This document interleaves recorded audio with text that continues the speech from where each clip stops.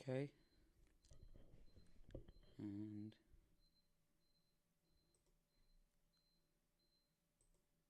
hello. How's it going, everybody? Welcome to The Rundown with myself, Dan the Mexican. Thank you for watching my channel. Thank you for enjoying my presence and for coming to see what I have to offer. Now, I used to do this for a channel called MMA Latest News. I don't anymore. I'm doing it on my own channel. You can get my previous episodes on that YouTube channel if you like. I'll be doing at least one of these every week pertaining to everything MMA related. It is Dan the Mexican on anything. Absolutely anything. So, if you go to where is it? No. Yeah. If you go to these here, any one of these, and you can follow me, like my stuff, and put up the photos. All of the photos and designs, all the designs I use in this episode and every subsequent episode will be on my Instagram as well. And I tweet it out too, and I think I put it on Facebook. I can't remember, but I definitely tweet it, and it's on my Instagram, so you can find them there if you want better look at them, and if you want your own version of them, whatever. But please don't steal my shit unless you're going to give me credit. Yay! Anyway, right, let's get down to business. So, if you indulge me for 1 second, let us go over to voila. Hey, what side is it? Yeah. No. Okay, so it's there. Okay, there. Grant. I'm going to start very quickly with something just to get it out of the way, because it's kind of hard not to talk about the elephants in rooms. And I'm also a person who hates when people ignore obvious elephants in rooms. So we're going to start with this. The McGregor incident, and just the madness that was UFC 223 in general. But first I'm going to go through the McGregor incident. That was nuts. That was entirely unnecessary. If you want to learn a bit more about it, I suggest go on to Brennan Schaub's Big Brown Breakdown. Below the Belt. Definitely the podcast, not the actual channel show, but the podcasts themselves, both on the same YouTube channel, or if you listen to the podcast. But he kind of knocks it off real quick. I want to keep these as condensed in time as possible. But essentially, it's to do with Artem said something in Russia for an interview, or in an interview with a Russian paper or a videographer, a journalist kind of thing. And then something else happened with a guy he knew, because he was associated with Artem, and he kind of was like, oh, I think Conor would win against Khabib, and people took that the wrong way. And then Khabib approached Artem later on, and then that happened, the slap and everything that ensued, and then later on Conor came with a load of heads. And shit went off the rails, y'all. It went off the rails. I have to, just kudos to the UFC for an awesome troll that they picked this particular pause face. You know when you're watching a movie and you pause it, or a TV show, and they have this, face? It's like one of those perfect pause faces, and they used that as their ending thumbnail for the embedded. Just this solid pause face of Conor mid dolly throw, just and it was just dun dun dun dun dun dun dun dun dun. You just see this guy. It was such a brilliant troll. It was fantastic. But look, here's the fact of the matter. The fact of the matter is news moves quickly, so it's going to be not talked about for the most part in the future. There's restraining orders and all that kind of stuff, and some people are filing lawsuits and stuff. And if I can keep saying stuff, maybe I'll win £1 million. Apologies. But the fact, this is the way I see it, and it's not that I like it, and it's not necessarily that I don't really hate it either. It just is what it is. So I kind of try not to have much of opinion about it in the long run. I'm sure you can get into the nitty gritty, and I really get specific opinions about different stuff. But without all the facts, a lot of it's conjecture. And for the most part, the thing that I kind of fall on is you can name a crap load of celebrities that have done hellacious things, and if they're famous enough and they say the right sorries to the right people and say the right kind of sorries sometimes to the right people, it tends to just become background noise until it's disappeared. As long as they can capitalize on something to bring them to the limelight in a positive way, or just to get back to doing what they're doing. And this obviously works a lot better for sports, but it's the same for acting as well. If someone screws around, but they do come out and kick-ass, awesome movie where they're stellar in it, people start to forgive. And the same with sports. You can do what Floyd Mayweather did, and allegedly, for the most part, I'm pretty sure it's not alleged. He went to court multiple times for assaulting women. So that's not what people talk about anymore. They talk about whether there's going to be an MMA or not. You know what I mean? As long as you don't do anything deviant, like sexually deviant, like across the board, just we all kind of agree, no. You can kind of just your way out of it, is as long as you let it cool off and you come out at the right time. And I think that's going to be the end of, because as much as what happened, and there was collateral damage and shit, and you can't really weigh these on a scale, but if I was going to give a weight of which do I think gets me a bit more, is it what Conor did, or with John Jones crashing into the back of that pregnant lady while intoxicated in a vehicle, running away and then coming back and grabbing the cash and then fucking off again? Because I'm going to say it's the pregnant woman and the vehicle. I just am. And as I said, I have to have an objective view on it, because even though I take that into account, as I said, when you go into the minutiae and really get into nitty-gritty detail, when it comes to the long game, I just would, if they turned around and said, John Jones is coming in and he's going to fight the winner of Stipe and Cormier. Well, maybe not Cormier. You kind of want Stipe to win, but let's just say it's going to be super fight or some shit. If he's fighting again, I want to watch it. I want to watch it, and I will watch it, and I'll tell my friends about it, and I'll do a video about it. Do you know what I mean? So it is what it is. Just take a piece from Max Holloway. It is what it is. So yeah, he did that. Sorry, that was my ring making those noise. That happened. There's not much we can do about it. Did that not transition? Oh, there we go. You're supposed to be looking at that picture the whole time. My apologies. Truckosaurus McGreg's. I can't remember what I called it. McGregosaurus. That was silly. I should have called it Truckosaurus McGreg's. Nevertheless, that's that story done with. So let's switch over. Oh yeah. Well, while we're here, just to quickly go on it. There's his mugshot. There you go.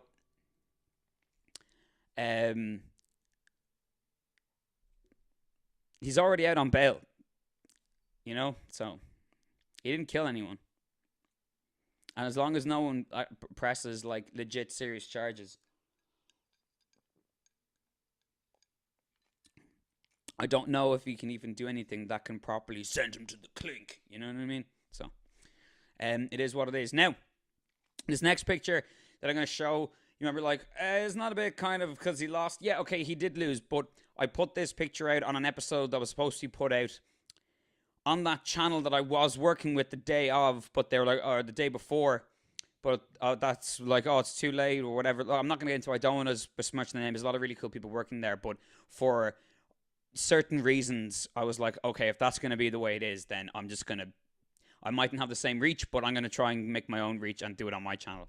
I'm still going to use this picture because it doesn't take away, even though he lost, it doesn't take away what he actually did and what he achieved. And that is this man right here.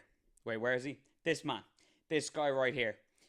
Yeah, I mean, I didn't like the fact that that picture is available of him with the cigar and everything like that, and the flip-flop and the open shirt, it's just suit jacket and the beads crossing. I mean, what a hero. What a hero. I mean, that guy stepped up big time.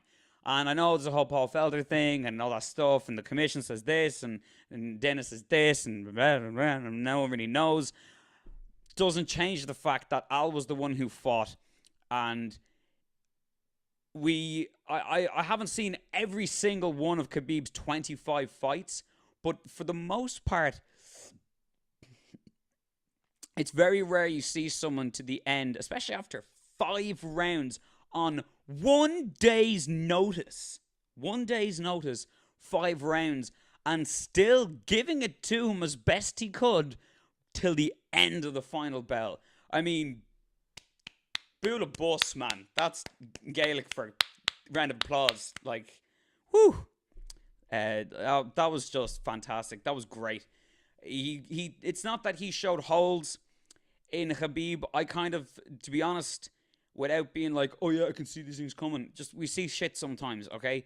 There are a lot of stuff that I slept on that I was wrong about.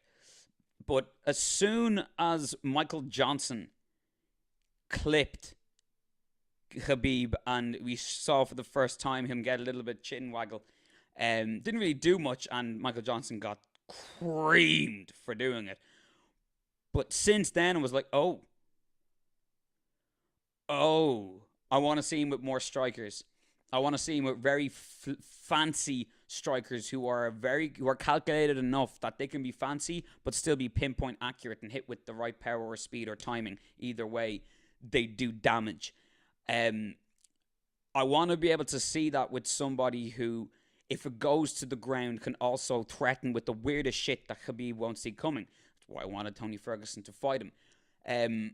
So the fact that even Al came out and was able to do what he was able to do, Al's top 10. Al should be a bit higher than top 10 in fairness, and he always should have been. It's just like the fact that the madness of him being picked is also connected to how much this guy has just crapped publicly, and like on the Hawani podcast and on Twitter, or the MMA Hour, and on Twitter and everything, just crapping on the UFC, on Dana White, on Sean Shelby, on like just maybe I'm not Sean Shelby, I don't know, allegedly, but because I can't remember, but definitely UFC and definitely Dana White, just crapping on them.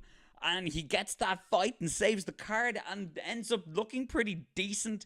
And to do what he did and to show that he was able to still strike with Khabib, get back up when he got slippery, and later on when he got sweaty, he was able to get out of those hooks, get out of those things. It showed a lot that it's not that Khabib he's been exposed or anything like that. But what he did was he showed us a God King can truly bleed. As much as I saw that from Michael Johnson, I wasn't going to take all stock in that because it could have been anything. And this sport is so random that you just cannot say that, oh, I saw him get wobbled in the chin once when someone hit him. He went, ooh, like that or whatever. That doesn't count. But seeing Al doing this, a bit between Edson Barbosa, all of that together, Al finished it all off and culminated it into showing that this is immortal, he is human, and there might be ways where other people can actually beat him. Plus, it just even echoes and makes it more finite how we have to see him versus Tony Ferguson. We have to see Khabib versus Tony Ferguson. But before we get on to Khabib, Al, Raging Al Iaquinta, the man. Bless you, sir. Bless you and thank you. One hell of a show. Even the little comically gag, like the heart and humility that guy has, that at the end of the fight that he clearly lost, he's there waiting, going, oh, for the judge's decision, oh, and then they're like, Khabib, and he's like, like that, and you're like, dude, well done, man. Like, yeah, that's fucking balls. That's a cool, seriously decent, real guy. That is a real guy. In the words of Khabib, he is true gangster. He is Brooklyn gangster. Yeah, well done, Iaquinta. And now we get to In the Arms of an Eagle, Khabib, the Eagle Nurmagomedov. Let's not go into the fact that the titles are completely pointless. In fact, titles have never been more relevant and just, what? As they are right now in lightweight, but let's just get away from that. Just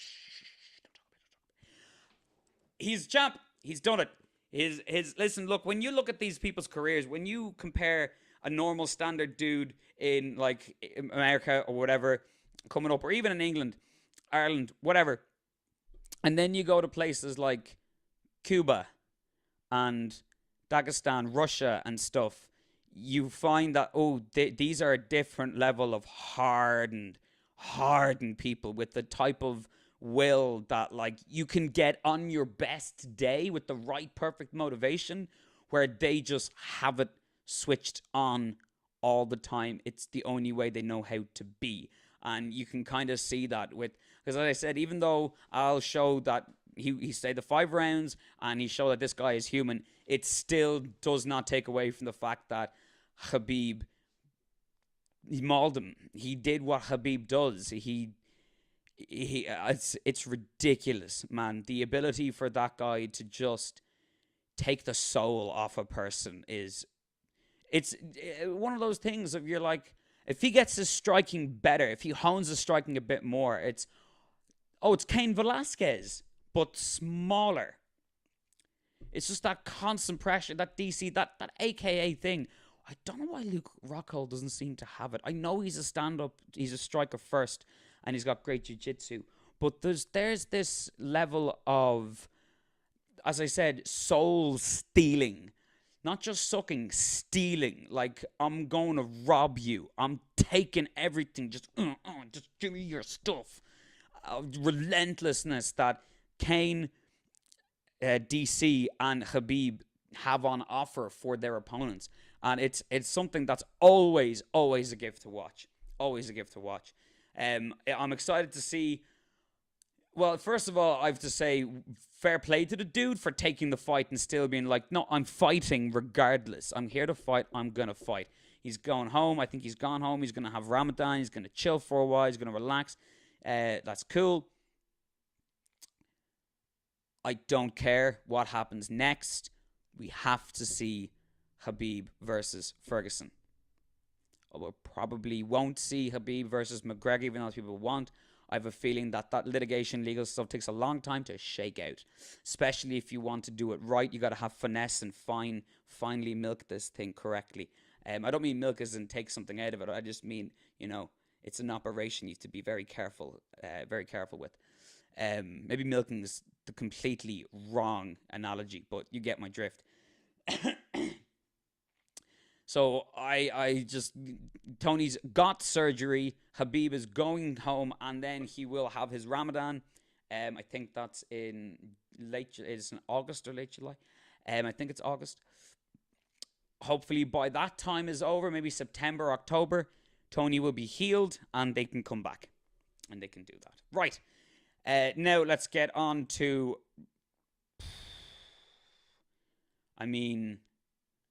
it wasn't fight of the night because it didn't have that madness at the end, but you really, really got to take a look at the fights at the beginning when women started. Bantamweight, then look at the beginning of the strawweight, and then look at that rematch between Rose and Joanna, and oh my God. And still, Rose Namajunas, our queen, strawweight women's champion of the world. There she is, folks. There she is. I can't say much else except what she said herself about her versus Joanna. And despite how much I love JJ, in Rose's words, I'm just a better fighter than her. She is, man. It got woo there for a bit in the third round and a bit of the fourth. It definitely got woo. But when you look at the leg kicks and you think about the damage, and it can visually look bad, sound bad, and you can see them hit bad. If it's not actually taking the overall complete game out of the person, you can't really say that you won a round. Okay, you got leg kicks. You put leg kicks in, but you didn't have the pressure, you didn't have the overall octagon control, and there's so many little factors that it's hard for us to... What's the best way to put this? When you're not fighting in that cage, you don't know what it is to be receiving whatever it is that person's taking. And they might be cool with it at that time. And maybe if it was a different fight and those hits hit at a different angle, or the foot placement was different, it might have been the end of a fight or screwed her up completely, but it didn't. It got to a point where it stifled her overall ground game, her overall game plan of being very fluid in and out, boxing, head movement, and good footwork. She didn't have that level of dexterity and ability to snap and move the muscles in her feet anymore because of the leg kicks. And that's when Trevor Whitman at the end of the fort was like, all right, forget the game plan. You can't move your leg to do that anyway. Just go out there and have fun. You don't have to be worried anymore. You're already winning. You're better than this girl. Are you having fun? You go out there and you have fun. And she was like, okay. And that's when she just poured it on and just went in for it and absolutely owned that round. And it was spectacular. Absolutely spectacular. It was championship level caliber stuff. That's what you want to see. I know it's great. The idea of a person who's never been beaten and never lost a round. But to me, I love when someone comes back from adversity. And I don't see how... There's questions in my head about GSP never losing a round when you're talking about like him and Carlos Condit and him and Robbie Lawler and stuff like that. Well, not Robbie Lawler, but Johnny Hendricks. There's just questions about, did he really not lose a single round? Really? Really? Not a single round in those fights, but that's neither here nor there.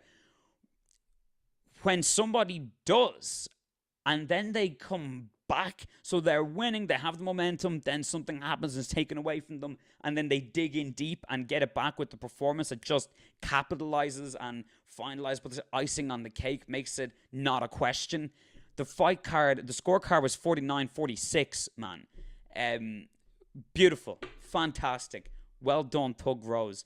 It's going to be hard to beat her, but it will be entertaining because I think Andrade will be, most people who you would think Andrade will be quite a good test. And let's not forget, Karolina Kowalkiewicz beat her already. So we'll see how that shakes out.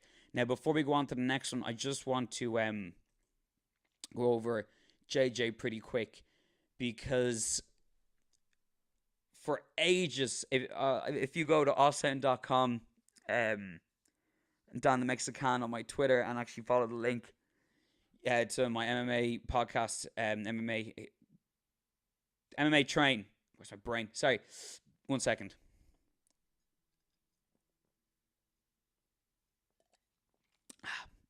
Coca-Cola. Coca-Cola. With sugar, for anyone listening in America. In Ireland, we're like Mexican. Sugar in our cola. None of this stevia, zevia, high fructose corn syrup. None of that. None of that. Cane and sugar. Or it's not Coke. Right? These are ingredients that make things. You can't change an ingredient or it's not the thing anymore. When I change ingredient in a person, because it could very easily be a banana. Like we're super close.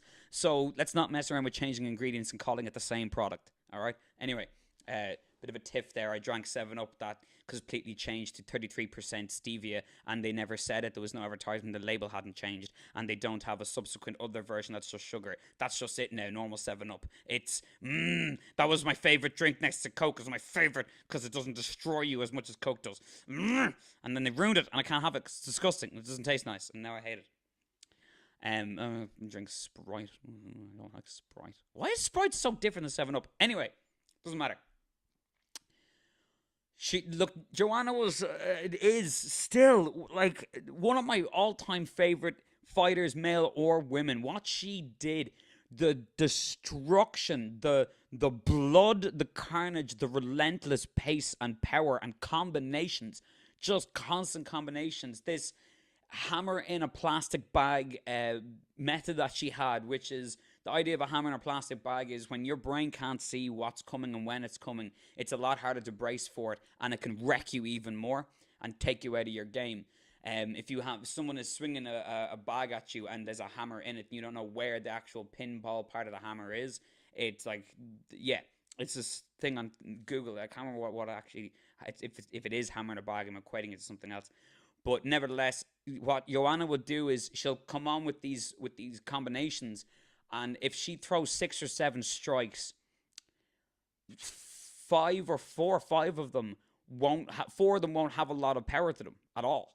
They'll just be touching and getting the placement and getting you kind of waiting to think, oh, plug up, because she's hitting me with these, and then she'll go there, go to the body, go up, and then in the middle of those shots, one massive, like real hard hit into it, and an elbow, and then back and pat, and then smash and smash. So you can never predict it, and you never know which one is which when it's coming.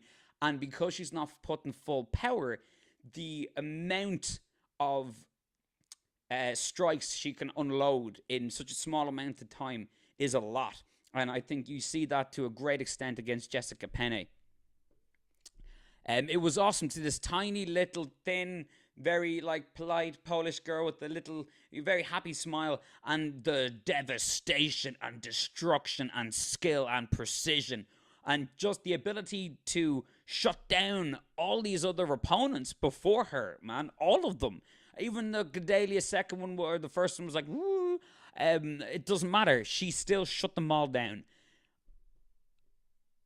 What upsets me is what people were like saying, and they're right to say it. She blamed her. You can blame the weight cut, and clearly that was obviously something to do with it, because she got hit with the same shots that Rose hit her the first time, but they didn't drop her, and she got hit with them for 5 rounds worth, and they never dropped her the way that hit. And when you do a bad weight cut, it really, really affects your ability to take a shot. So I believe that. However, what she clearly didn't do was look at her overall game and go, now that my weight cut is good, how do I make sure I cover up that gap right here on my face so that Rose can come in with that left? Because that left was money for her all night. She clearly, or at least from what I was able to take from it, did not really do anything to cover this or change this or do something about it to fix the hole. Maybe she didn't have the time, which is nonsense, but accompanied with her attitude, she's like, I'm still the best. That was okay. That was what it was, all right? She lost again. And the post-fight speech, she said that she won. She used the striking stats that come up in the fight, which are not that accurate, and you can't really... There's no measurement of the damage done, you know, and there isn't exactly a overly simplified criteria where everyone can agree what a significant strike is from the people who make those statistics. It echoed a lot of what like Luke Rockhold after Bisping. It wasn't as egregious and as boisterous as Rockhold, who literally said, pick a time, pick a place any day of the week, and I'll knock you out. You wouldn't even touch me. And then Bisping picks up the mic and goes, with the belt beside him, Luke, are you... I'm pretending to hold mic because I want to hear. He's like, buddy. He's looking to his right. He's like, you said pick a time or... We did pick a time and a place. It was tonight. And in the octagon. And I knocked you out. So, what are you doing? And it was really weird, man. It was bizarre. Google, YouTube that and find that. It was like, that level of delusion was like... Baking powder? What? There was echoes of that, not to that extent, but there was echoes of that with Joanna, and that shit worries me. Most of the division that's here right now won't be able to beat Joanna regardless. But if there's still a constant air around her of this inability to accept where she has failed and try and improve from that and constantly learn and get better, she will never get that belt again. And the hungry newcomers coming in the next from now onwards, not the people that are already there, but the girls that are coming onwards, maybe they've had one fight already and they're working their way up, like a Courtney Casey, for example. Um,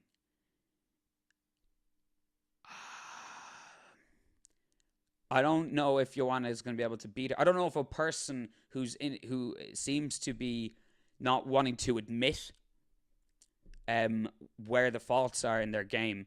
I don't know if they're going to be able to beat the new up and comers who are constantly learning, constantly improving, and are trying to attain something that they've never had before, that they think will change their lives for only for the better at a monumental level. They sacrifice everything for just where she was. I think you only get a certain amount of that juice, that energy, and I think you can keep onto it a bit, and you can maybe have stores of it, and maybe sometimes get a bit back, but it has to be through owning of your failures, owning of the parts where you're broken, and fixing and making sure the whole system runs smoothly. Then those other moments of energy, of drive, of will, of push power, you're in a it's a part of a system that has still no leaks, no holes, and is constantly improving. So it's got a better efficiency use for the energy in total. And I hope for Joanna that she doesn't go down a path where people go, oh, remember when she used to be a killer? I want her to always have that moniker of like, Joanna is the shit until she retires, and that's it. So I hope things change and it gets better. For me, JJ, please own your shit. It's better for everyone to own your shit. Your life improves so much better. Now, we got on to the fight of the night. I don't know what it is about that really mad brawl, crazy bite down the mouthpiece, rock'em sock'em robots that is not very professional, high elite skill level. But when you see it, it appeals to the instincts in you that makes you go nuts. And then when you add the fact that this is at a level now where even the brawling is still quite accurate, you just get some insane shit. And I'm talking about these two motherfuckers. Wait, two? Yeah, those two. What? No, let's see. Yeah, those two. No, I can't get this camera thing to. I don't understand. I mean, I want it to look like I'm looking at the painting, at the pictures, but it looks like I'm looking at something over there, and it doesn't matter. Anyway, these two guys, dude, Zabit Magomedsharipov and Kyle Bogniak. Fuck, that was an electric, crazy fight from the word go. That was supposed to be, I think, if not the early prelims, the standard prelim on the card, and it got bumped up to the main event because of the madness. Wow. As much as Bosniak stood there to the very end and even like bit down the mouthpiece and was like, screw this. That whole piece where Magmedov cracks him with the spinning back fist and then he just goes and then walks forward and they start pinging and going after each other, right? Type in Gilbert Melendez versus Diego Sanchez. Okay, the end of that is insane, except 20% of those shots actually connected. In this, like 80% of the shots connected. It was nuts.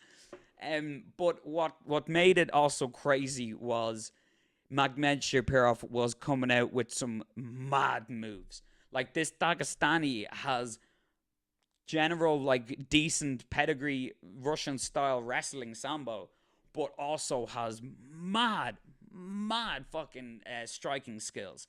I don't know what camp or what thing it is, or I'm not going to say which one it is.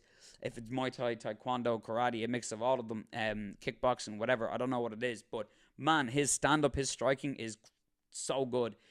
I mean, it goes without, not goes without saying, but I'm gonna go a bit over the top here and just capitalize on the hype train and be like, are we talking about a similar style of fighter where they're strong, they're decent size for the weight class, they have very decent wrestling so that they don't have to be worried about striking and therefore can take risks, have a body type and a body dynamic that allows for more off the cuff, hard to predict, stylized strikes as well? When you want to say all that stuff, you want to say that they're young and they're moving up and they got momentum. A lot of that to me is like, oh, it's very similar. You talking about John Jones when he started his career? Might be going a bit off the thing from that one performance. He has to get better. He will improve. But if you look at how little fights he's had, 2 or 3, this might be the 3rd fight he had in the UFC, and the performance that he was able to show and what he's able to do, and you think, man, what's this guy going to be like after 6 fights if he's able to punch through each rank on each ladder as the fighters get better and better and better and more elite? If you take what he is now and then you extrapolate with a possible hypothetical that he will make these matches, he will get these wins, that kind of a fighter at the end of that run, of that journey, is a force to be reckoned with. And right now, for people in the same pool, in the same tier as him, he's a force to be reckoned with. And I also cannot wait to see Bosniak fight again, because you only ever learn and improve from a fight like that. And we also know, and a lot of other people know, that it's going to be maybe hard for him to get more fights because people are going to look at that performance and go, oh, I don't want to fight that.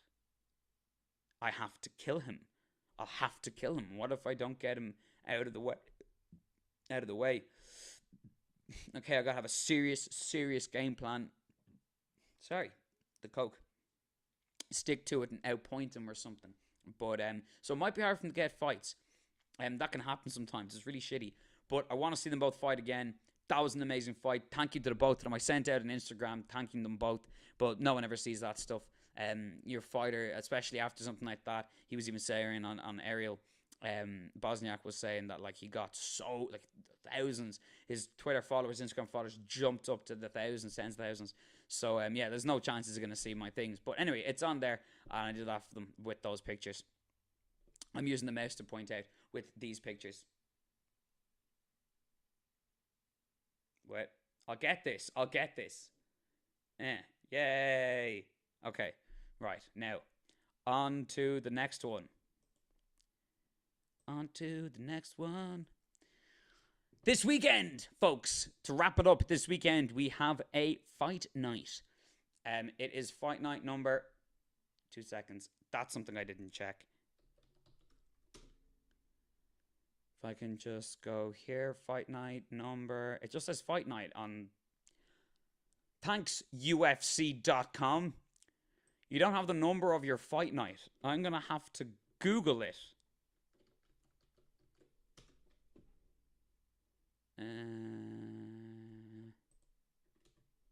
Is it Poirier versus Gaethje, or is it Gaethje versus Poirier? Poirier versus Gaethje. Also known as UFC on Fox 29. There we go. Oh God, that made a lead sound. I will do a proper breakdown for this later, but I'm just going to go through the card right now. You have Patrick Williams versus Luke Saunders. Then we got... Oh, sorry. Once again, one problem. One quick thing.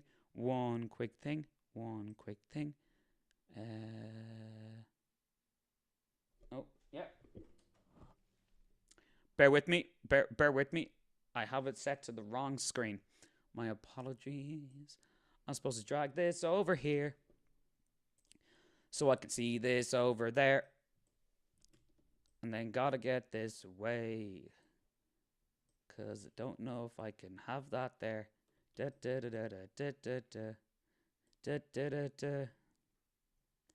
Hope you enjoy my musical time. Wasting music. Do. Okay. Now let's make that.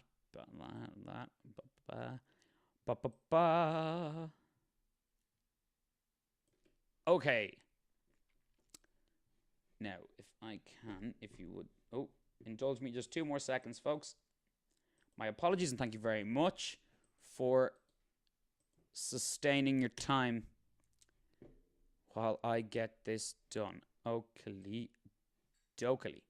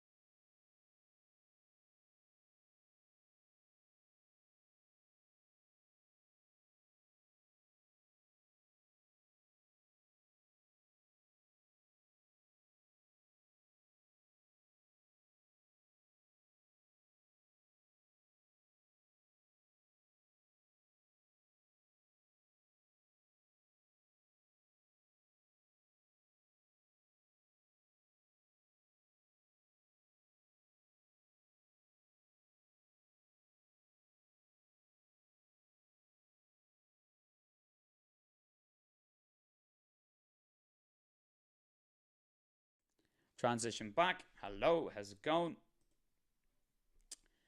This is going to be fun. Although Poirier is known in the past, sorry, let me close this here because it's distracting me.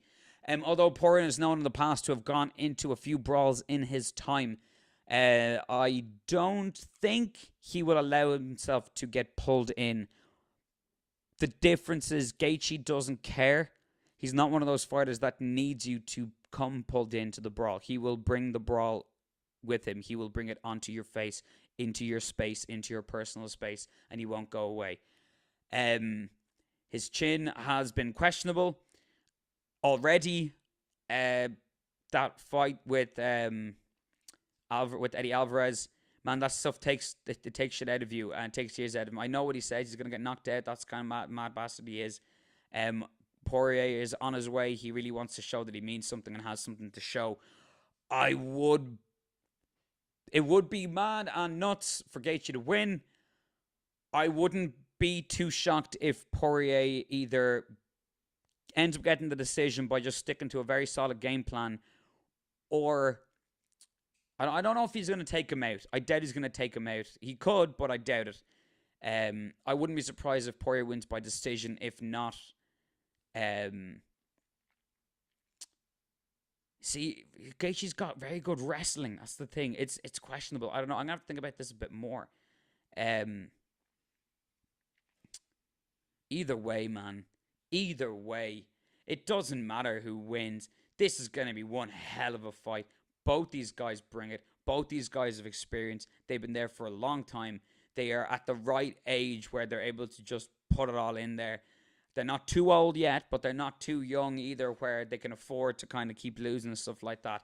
So, Gaethje is coming off a loss. So, that's going to be good. The whole fight card looks fun. Fun? Sorry. It looks fun. We'll see what it is when it is. Thankfully, I was happy to find out Brock Lesnar will not be coming back as of what we know, because he has signed again with the WWE, and as officially as in 9 days' time, I think, Nick Diaz, maybe less, is legally allowed to fight again. So we'll see what happens from that. Until then, thank you very much for watching, folks. Once again, we're going to go back here. If you like me, if you like the videos, please give it a like. I appreciate it so much. Give it a share. Comment on it if you have stuff to ask. If you want to ask me a question on this to answer, go on Instagram, find any photo, and just comment on it. I'll put up a photo. Afterwards, I'll put up the Gaethje and Poirier. You can comment on that for next week's one. I'm going to try and do at least one a week. I had to set up my own stuff for the most part. So that's why this one took a while. I will be doing one for gaming and for, I don't know still if my gaming one's going to be a video like this or if it'll actually be me gaming and talking over while I'm gaming. But either way, I'll be doing something like that. However, I will definitely be doing something like this at least once a week for movies and music and comics. Movies and TV. Jesus! Movies and TV and comics and of the likes.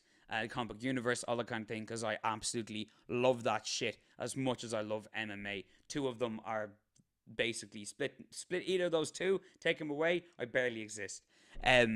Right, so thank you again. Don the Mexican on everything. That's Khan, because I think the Mexican was taken because Dan's a very common name. Anyway, Aztec Emerald, Don the Mexican on everything. Thank you very much for watching. Please like, please subscribe.